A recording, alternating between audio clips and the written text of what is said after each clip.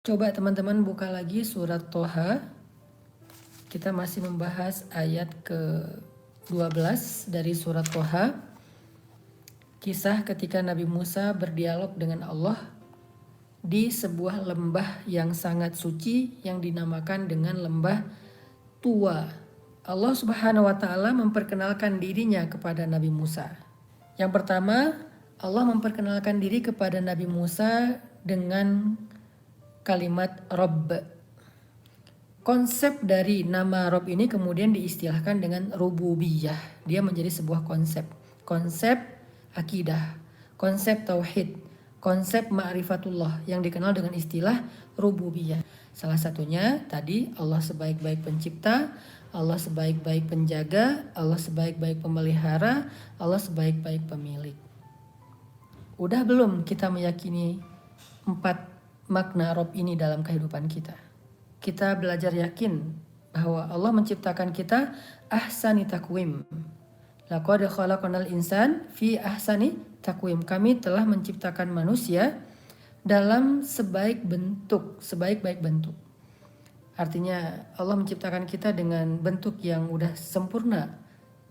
Mungkin bukan sempurna, lebih tepatnya udah terbaik, karena yang sempurna hanyalah Allah.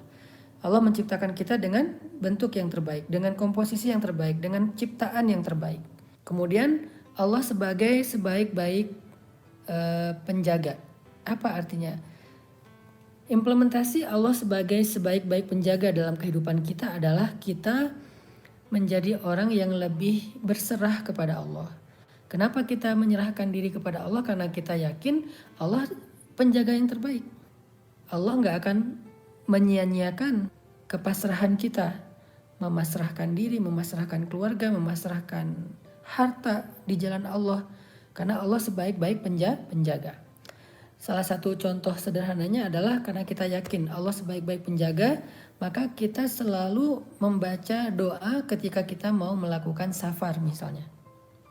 Kayak kita naik kendaraan, kita baca doa safar, bismillah tawakkaltu 'alallah la haula wala quwata illa billah subhanalladzi sakhkhara lana hadza wa ma kunna lahu muqrinin, dan seterusnya.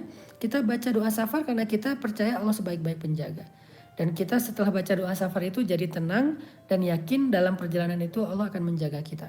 Maka kita belajar untuk menenangkan diri dengan ridho, belajar menenangkan diri dengan thiqah, belajar menenangkan diri dengan tawakul atau tawakal.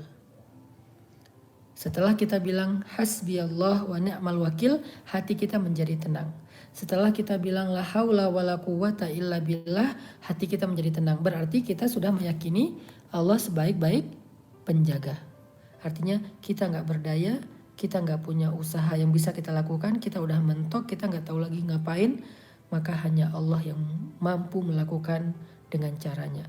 Hanya Allah yang berkuasa, hanya Allah yang maha kuat, hanya Allah yang perkasa, hanya Allah yang mampu. La haula wala quwata illa billah. Di situ ada kalimat bahwa kita jadi tahu diri kalau kita tuh nggak bisa apa-apa, tapi kita jadi semakin yakin bahwa Allah lah yang maha kuasa. Kemudian Allah sebagai sebaik-baik pemelihara. Allah sebaik-baik pemelihara. Apa artinya? Kita belajar yakin bahwa Allah tuh yang paling baik dalam mengasih rezeki. Nanti kalau kita baca di dalam ayat 37 itu cara Allah mengingatkan Musa tentang masa lalunya.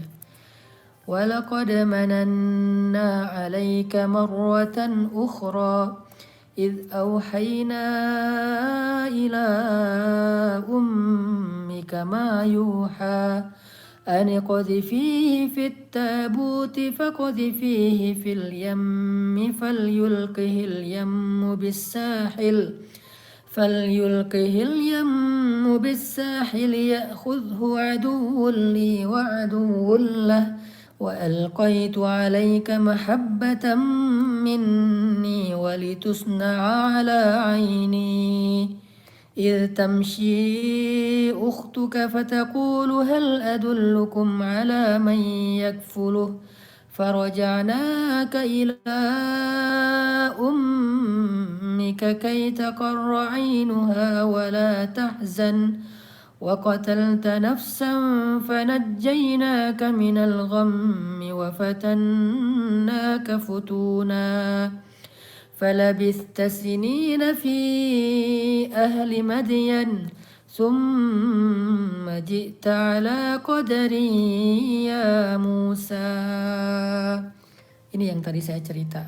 Gimana cara Allah mengingatkan kembali kepada Musa tentang perjalanan hidup Nabi Musa dari sejak kecil. Allah pengen ngasih tahu siapa yang menyelamatkan kamu dengan cara dihanyutkan ke sungai Nil. Siapa yang menyelamatkan kamu ketika kamu berada di dalam istana musuhmu Fir'aun ketika dia mau membunuhmu saat dia tahu bahwa kamu bayi Bani Israel. Siapa yang menyelamatkan kamu ketika kamu dikejar-kejar oleh tentara Fir'aun gara-gara membunuh laki-laki Kipti? Siapa yang menyelamatkan kamu ketika kamu terkatung-katung di padang pasir? Siapa yang telah menyelamatkan kamu dan memberikan kamu tempat tinggal, keluarga, naungan di Madian? Allah Subhanahu wa Ta'ala. Begitu cara Allah menyuruh Nabi Musa flashback tentang rububiyah, pemeliharaan dan penjagaan Allah dalam kehidupan Nabi Musa. Inilah iman, teman-teman. Belajar iman. Coba ingat-ingat lagi tentang perjalanan hidup kita. Harusnya itu menjadi ayat min ayatillah. Jadi perjalanan hidup kita selama ini dengan berbagai macam ujian dan pertolongannya adalah ayatun min ayatillah. Bukti-bukti di antara sekian banyak bukti bahwa Allah sebaik-baik pemelihara, bahwa Allah sebaik-baik penjaga. Selain membaca Al-Quran, kita juga membaca kehidupan kita sebagai sebuah ayatun min ayatillah. Bukti-bukti di antara bukti kebesaran Allah. Makanya Allah mengatakan di dalam ayat 23 itu kata Allah, linuriyaka min ayatinal kubra. Begitulah kami memperlihatkan kepadamu ayat kami yang besar. Ayat yang besar itu bukti. Ayat itu artinya bukti. Jadi ayat-ayat Al-Quran itu adalah bukti-bukti tentang kebenaran Allah. Bukti-bukti tentang kebenaran syariah. Bukti-bukti tentang kekuasaan Allah. Bukti-bukti tentang keagungan Allah. Di situ dijelaskan bukti-buktinya. Coba kita ingat. Kalau Allah bukan sebaik-baik pemelihara, bagaimana kita bisa berada di dalam majelis ini? Mungkin kita udah celaka karena dosa-dosa kita di masa lalu. Kalau bukan Allah menolong kita, menyelamatkan kita, menjaga kita, mungkin kita udah berputus asa, ya udah binasa, udah celaka. Kalau bukan karena Allah menyelamatkan kita, mungkin kita udah semakin hancur. Coba kita renungkan kembali tentang diri kita, tentang masa lalu kita. Semua kita pasti punya pengalaman spiritual seperti Nabi Musa. Harusnya pengalaman-pengalaman itu menjadi ayatun min ayatillah.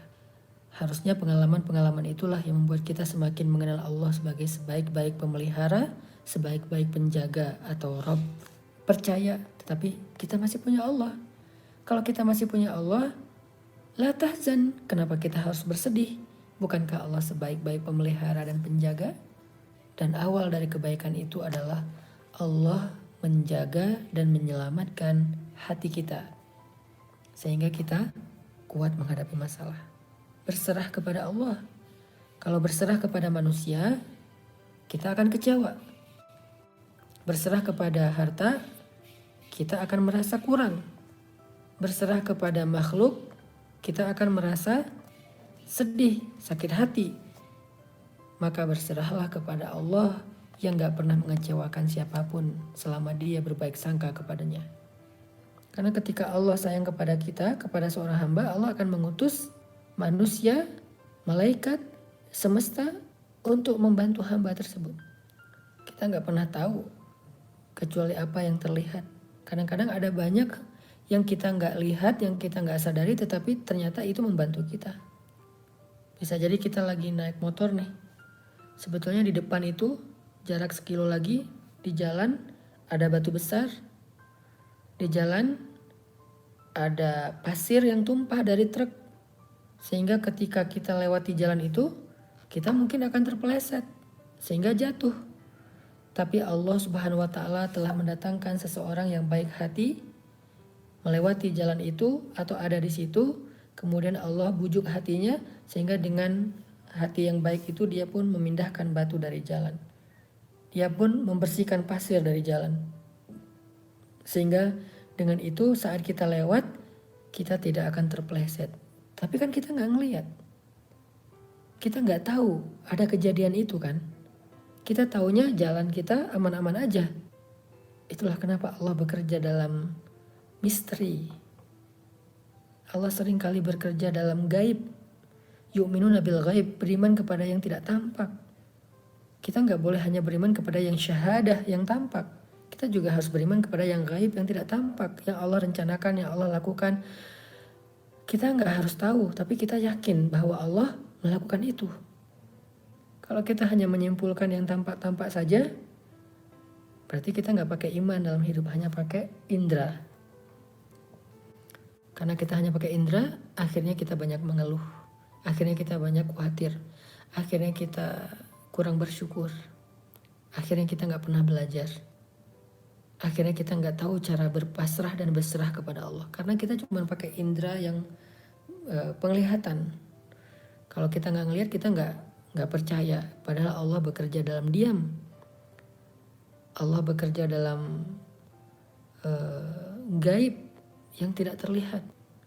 Allah mengutus orang-orang baik untuk menolong kita, menyelamatkan kita tanpa kita sadari.